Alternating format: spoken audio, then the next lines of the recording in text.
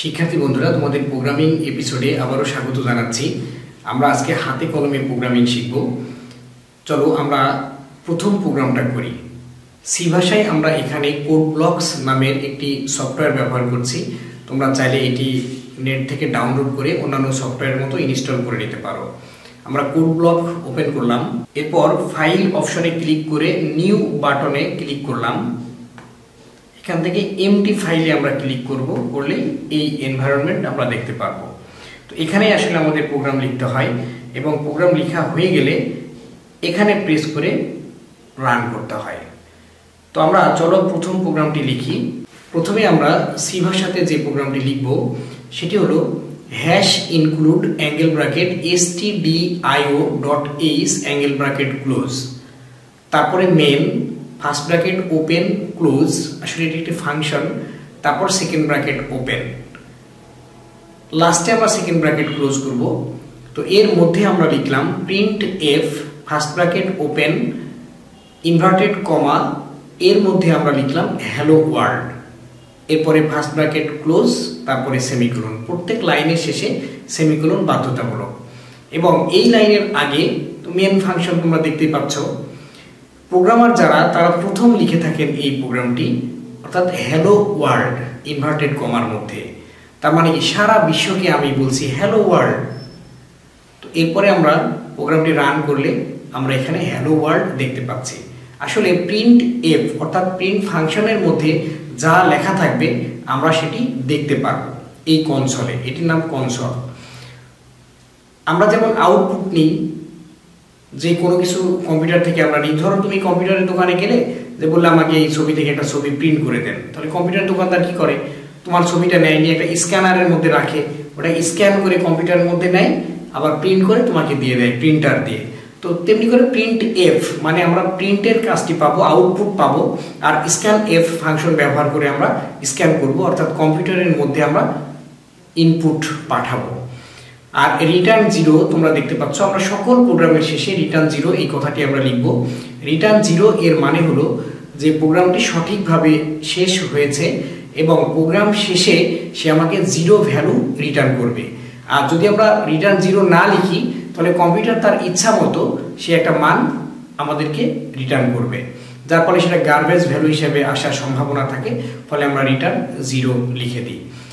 তাহলে চলো এখন আমরা দুটি সংখ্যার যোগের একটি প্রোগ্রাম করি। তাহলে প্রথমেই আমরা লিখলাম আগের মতো #include stdio.h, std অর্থাৎ স্টুডিও না কিন্তু stdio.h। তাহলে এটার মানে হচ্ছে স্ট্যান্ডার্ড ইনপুট আউটপুটকে তুমি হেডার ফাইলে রাখো, অর্থাৎ যত ধরনের ইনপুট আউটপুট আছে এর লাইব্রেরি ফাংশনে তাকে তুমি ইনক্লুড করো। তার মানে সেখান থেকে অটো কল করলে আমরা তাদেরকে পাবো, এই হচ্ছে ব্যাপার। আর মেন এটা হলো এর ইউজার ডিফাইন্ড ফাংশন, যেটা আমরা আগেও বলেছি। তাহলে চলো এখন আমরা দুটি সংখ্যার যোগের প্রোগ্রাম তৈরি করি। আগের মতো করে আমরা লিখি #include angle bracket stdio.h angle bracket close, তারপরে মেন ফাংশনটা আমরা দিলাম, তারপরে ফার্স্ট ব্র্যাকেট ওপেন ক্লোজ, তারপরে সেকেন্ড ব্র্যাকেট ওপেন এবং ক্লোজ, এর মধ্যে আমরা প্রোগ্রামটাকে লিখব। তাহলে আমরা দুটি সংখ্যার এখানে যোগ করতে চাই। তো আমরা আগের ক্লাসে বলেছিলাম 3 আর 4 যোগ করলে 7 হয়, সেটিতে আমরা উদাহরণ হিসেবে নিই। বন্ধুরা, যদি আমরা কোনো মানুষকে বলি যে 3 আর 4 যোগ করলে কত হয়, সে তাৎক্ষণিক বলে দেবে 7। কিন্তু আমরা মেশিনকে দিয়ে একটা প্রোগ্রাম তৈরি করে নিতে চাচ্ছি যাকে 3 আর 4 না যে কোনো সংখ্যা দিলেই যাতে সে যোগ করে দিতে পারে। তো আমরা প্রথমে দুটি সংখ্যার যোগফল শিখতে চাচ্ছি।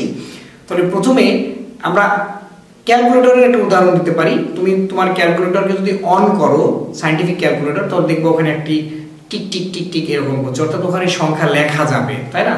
তো এটি আনার জন্য, এই লেখার অপশন আনার জন্য আমাদের লিখতে হবে প্রিন্ট এফ অর্থাৎ প্রিন্ট ফাংশন। তো তখন সে লেখার জায়গা দিবে, আমরা ডাটা ইনপুট করব, যেটা ইনপুট করব তার জন্য আমাদের লিখতে হবে স্ক্যান এফ। তো স্ক্যান এফ আমরা লিখলাম। তো এরপরে দ্বিতীয় সংখ্যার জন্য আবার প্রিন্ট এফ ফাংশনটা আমরা লিখলাম, তারপরে আবার ওই সংখ্যাকে সে স্ক্যান করবে। তো স্ক্যানের জন্য এখানে লিখতে হচ্ছে স্ক্যান এফ %d, তারপরে আমরা ইনভার্টেড কমা ক্লোজ করে অ্যাম্পারস্যান্ড বলছি এই চিহ্নটাকে, প্রথম সংখ্যার জন্য a, দ্বিতীয় সংখ্যার জন্য b, আবার সেমিকোলন দিলাম। তো বন্ধুরা, এখন এই যে দুইটা সংখ্যাকে যোগ করব এর জন্য আমরা লিখলাম যে সি সমান এ প্লাস বি, আবার সেমিকোলন দিলাম, প্রত্যেক লাইনের শেষে সেমিকোলন দেওয়া বাধ্যতামূলক।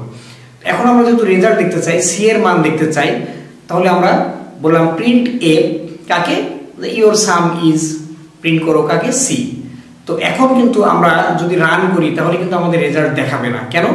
এই যে এ বি সি এরা কারা, তাদের কিন্তু আমরা নাম লিখি নাই, অর্থাৎ এগুলোকে বলে ডেটা টাইপ।